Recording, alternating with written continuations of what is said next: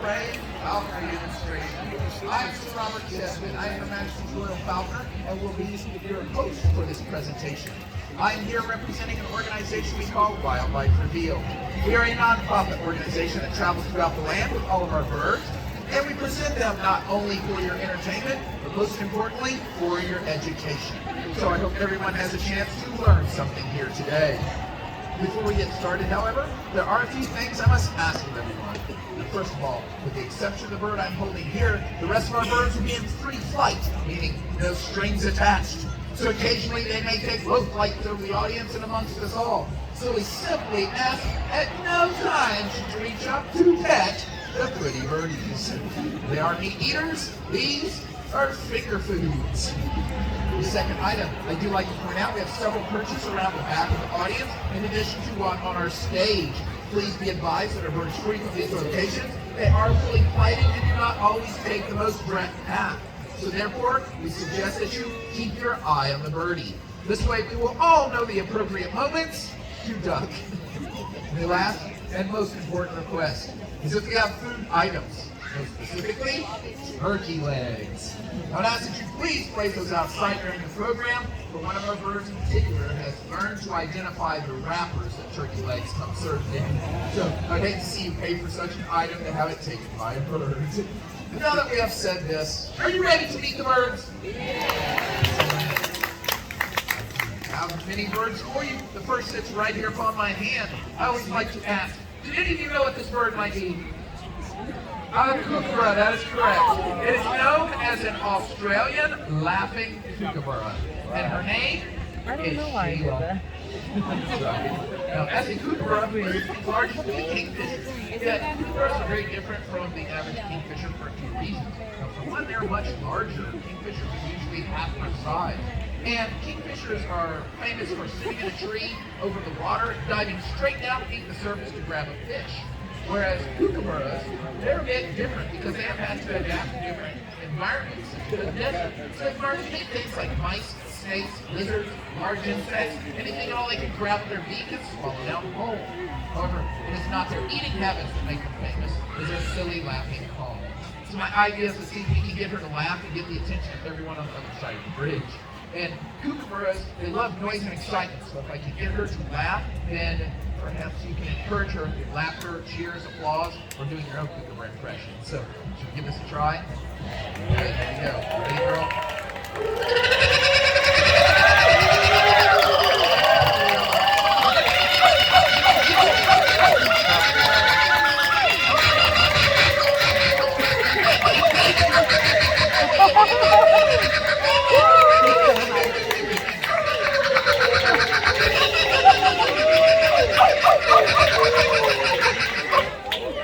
Well, there you go. Give her another hand.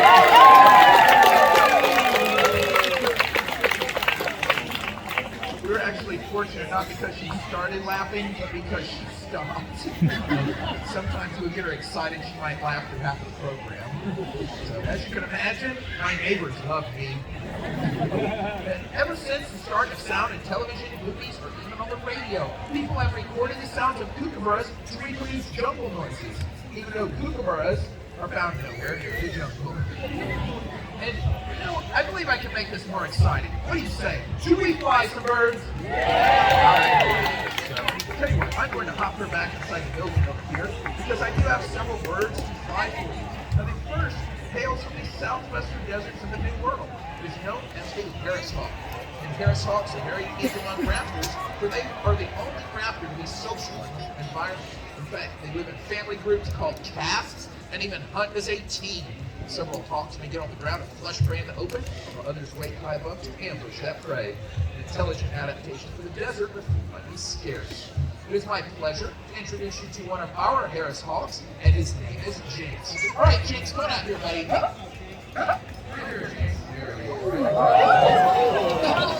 You're welcome, Jinx. That was quite nice.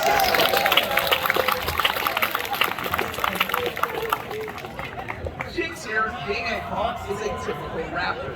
Now what this means is that he has physical features that make him very different from other predatory birds.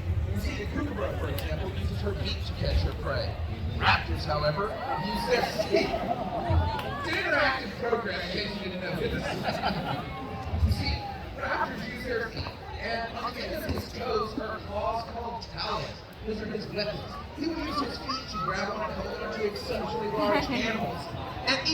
this bird only weighs about 1.5 pounds, he is capable of catching something as large as an 8 or 9 pound jackrabbit for dinner. That is impressive considering his size.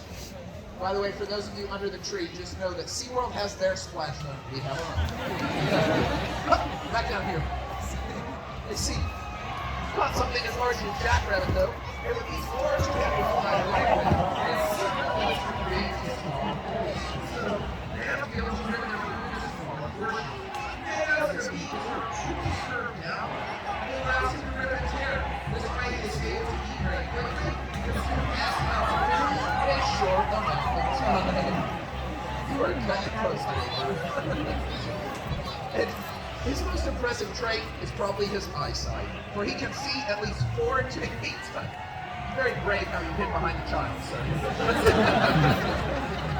A human shield. The impressive part was you didn't try to duck, but you managed to cover your beard. Good job. We all have priorities.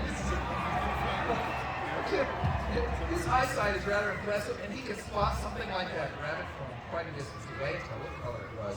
And all of these traits allow him to do one thing incredibly well, and this is hunt in the wild. Not like this man hunt for prey as large as jackrabbits, to animals as small as mice and lizards. Robert,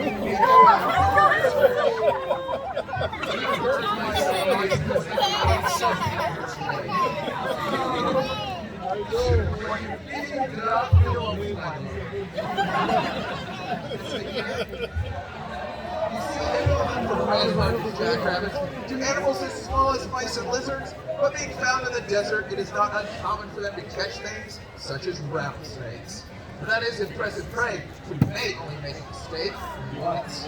Because they are so very good at hunting, falconers for more than 5,000 years have employed the services of raptors such as hawks, falcons, and eagles to do this job. And you must remember that falconry started long before the invention of items like a rifle, and it was not only an efficient means of catching game, but a sporting one as well. And the most amazing part is that very little has changed in the art of sport of falconry in a 5,000-year time period. We still use the same training techniques of positive reinforcement, meaning we give the bird a full reward every time it does behavior we desire. But also we use the same equipment, like the leather glove upon my hand that protects me from their powerful beak and sharp talons, or even the leather straps upon his ankles. And that allows me to gain control of this bird should we need to. So, let me ask you, what do you say for Jinx? Is he doing well so far?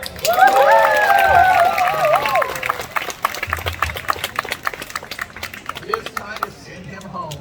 And we've been working on getting him to fly from here all the way to his door without stopping. So let's see if this works. All right, Jinx, go home, buddy.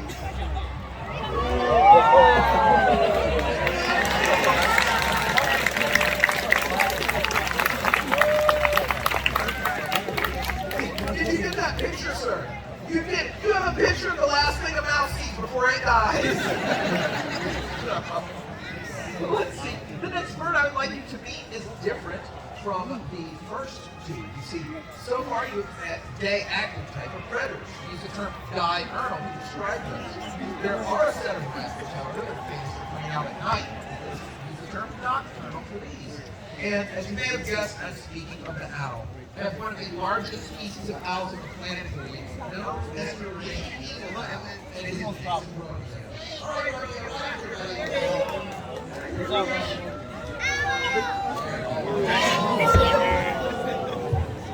welcome, Romeo.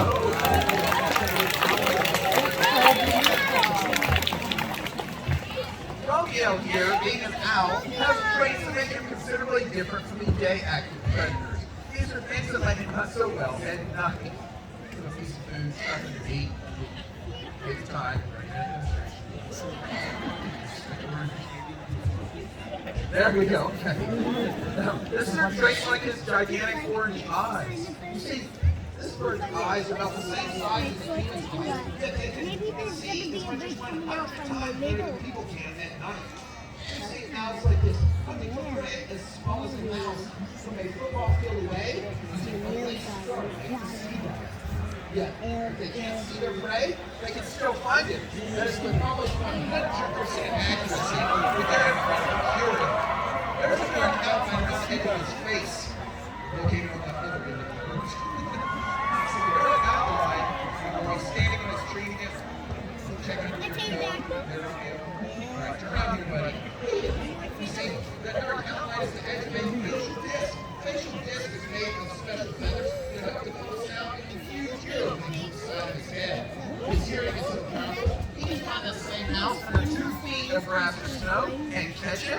without ever seeing me.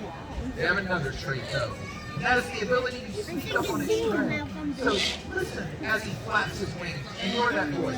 See what you hear. You already ate it, buddy. Oh, I know we're flying birds. I know. So as he flaps his wings, what do you hear?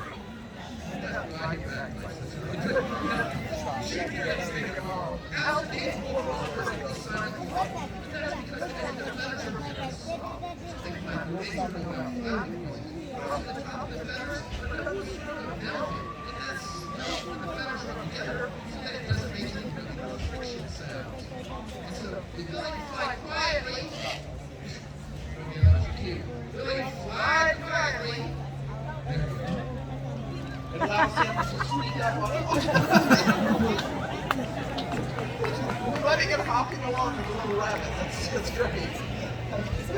As he flies, he doesn't make any sound, so he can sneak up on his prey, but even more importantly, he can listen to his prey as he flaps his wings and actively hunting.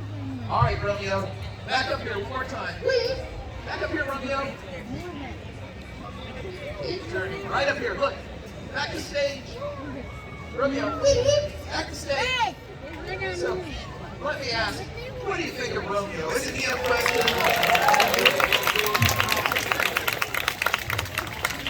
Now, it is time to send Romeo home. Yet this bird has a 4-foot wingspan. I'm asking him to fly into a door that's about 16 inches wide. Sometimes it takes an extra coaxing, so let's give it a try. All right, Romeo, go home, buddy. Go! Go home! Look, extra pieces.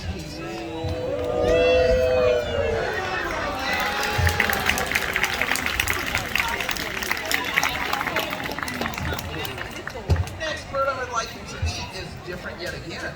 For to this point, I have introduced you to actual predators because the birds catch and kill their own food. This next bird is different because it is a scavenger. It likes to find animals that are already dead. Any guesses? The vulture. You're correct. I have a vulture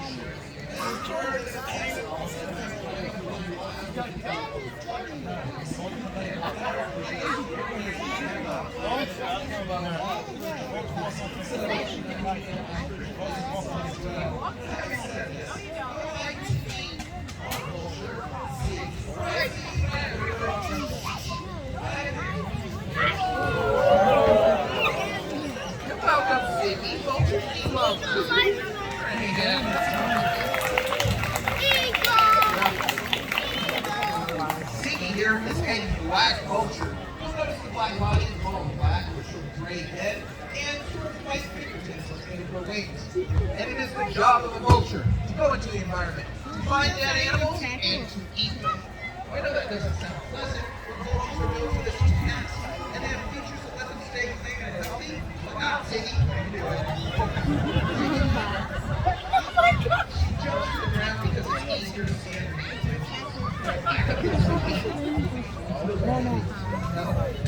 See, vultures have features like a bald head to help them stay clean and healthy. And it is there for an important reason, because vultures are known to stick that entire head and neck inside of the animal to get to the individual organs. Go home! With bacteria and leftover food. Well, allows it to dry up and flake off, and the sun's ultraviolet rays can kill bacteria that may be growing there. On top of this, she has a basic they're able to ingest as much as 100 times the Salmonella and botulism, or food poison that is, that can potentially kill the average adult human. Again, vulture tropics have very little disease in them. Their stomach acid is so powerful, it can literally digest and break down the cell wall and feed bacteria. You have a pet eagle? No. You do. Because I have a cat. Get up here, baby. Just look alive, everyone. Look. Baby, get up here.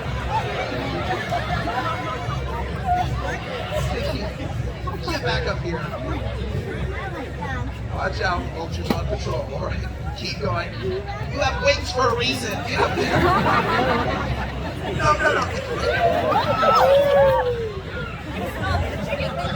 come here anyway.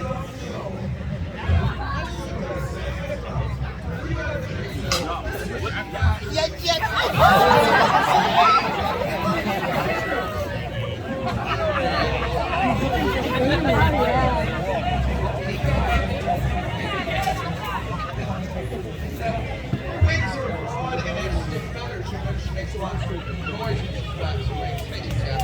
This is vulture delivery service. I appreciate it. Also, her beak is different. It's long and skinny. You see how she sticks her beak inside my hand when she gets the food or eyes bottle. See? We explained to her, Bob's not dead. He just smells it.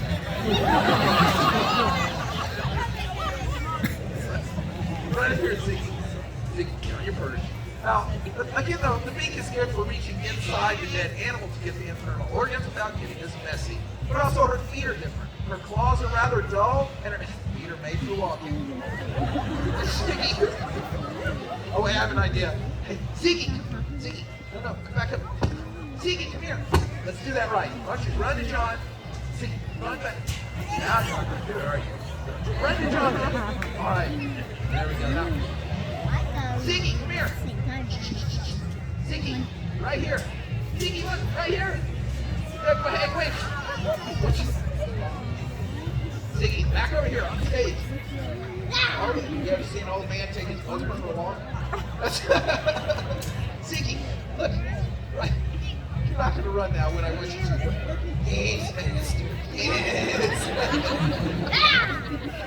You see, her feet are better made for walking. Her claws are rather dull, and she can't even grip to pick up much of anything at all.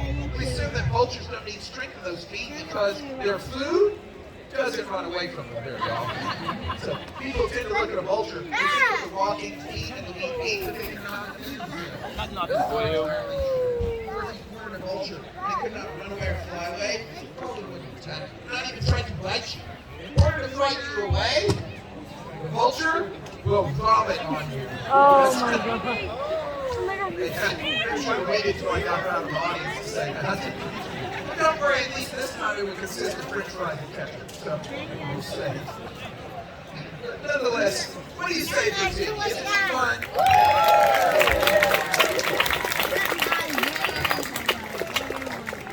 Not let her fool you. This is a very intelligent bird, and she knows as long as she is on stage, she can continue to earn food rewards or find leftovers in the audience. In fact, all the places you saw her running to just now were spots she found food in the past. Very smart bird. But she also knows if she goes in that door, the part of the show is over, he's going to want free food. So sometimes it's hard to get her to go home, especially if she finds it in the audience. So we started putting extra food inside. So let's see if this works. All right, Ziggy, ready? Go home, Ziggy!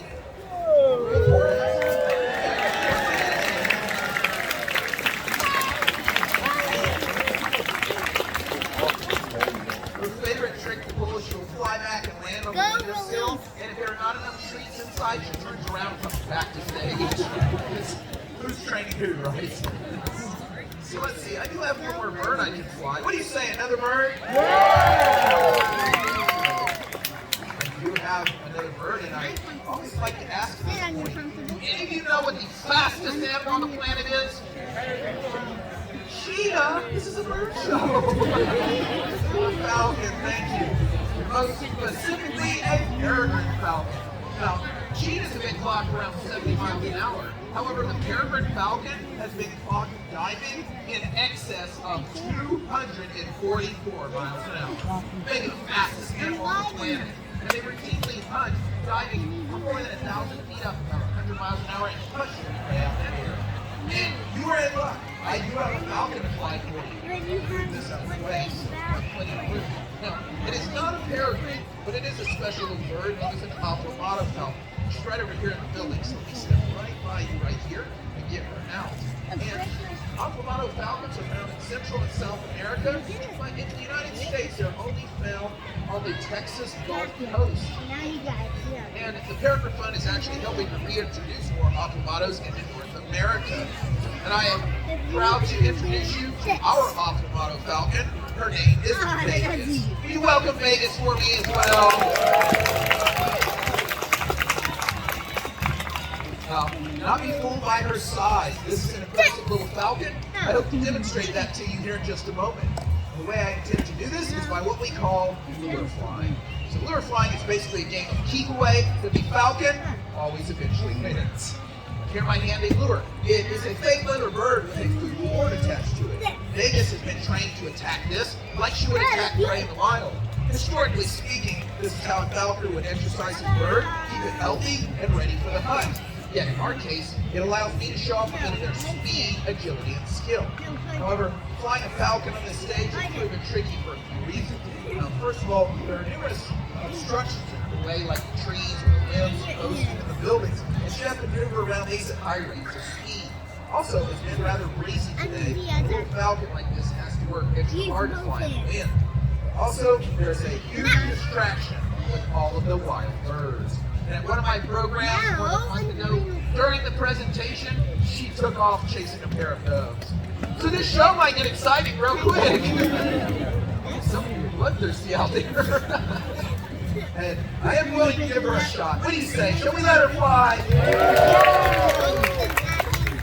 Oh, it's easy for the audience to say yes. If she takes off chasing doves, you're not the ones that have to play hiding with falcon. My least favorite game. However, she has done very well today. Now, I've learned if I put her on that perch and fly her across the stage in this direction, she has more open air on this side to be able to pick up speed and altitude before she show off. Now, for starters, I want you to notice that her wings are different than the other birds. They're long, narrow, pointed, and sort of swept back. The swept back pointed wings have less drag, less air friction. So the falcon does not slow down nearly as much as it dives. A pin stop, really. Now you see, also falcons have a very long tail. They'll use that tail as a rudder to steer and maneuver. And the longer tail means more surface area. So make precise turns and high rates of speed. If you've ever wondered why a falcon has to be so fast, it's because they catch and eat other birds. And it is indeed the hunting style of a falcon to get maybe 1,000 feet in the air, fly a large circle, and wait for that prey to fly underneath. When they spot it, they'll tuck their wings and dive bomb, impacting the prey in midair, usually killing it, if not be stunning it and not get to the ground. And you'll notice each time she makes a pass, she will use her new momentum to be able to gain more altitude and dive a little higher to fly. And from that new altitude gains more and more speed each time. And the faster she dives, the faster I have to spin the lure and twirl out of her way and keep it out of the grass. And I just realized I'm wearing a kilt. Vegas, we have to do this until everyone applauds. Everyone, Vegas, there you go. Well done. Very well done. Now, at the moment she is down on her lure, many of you might be able to see how she has her wings spread and her tail fan. That is called mantling. She's actually trying to hide her prey from all the rest of you. Now, I do need to retrieve the lure to put her away. If we were hunting, I would want to retrieve the prey for myself before she ate too much and didn't want to fly or simply destroy the food. And if I reach down there and take it from her, she will see me as a thief. I'll actually lose that trust relationship with you. You're trying to hide between my feet. Sorry. I'm not sure I like the idea of a predatory bird underneath my kibble. So what I'll do is trade her a cut-up piece of food for her lure. That way we can keep our trust relationship. So one more time, let's hear it for Vegas.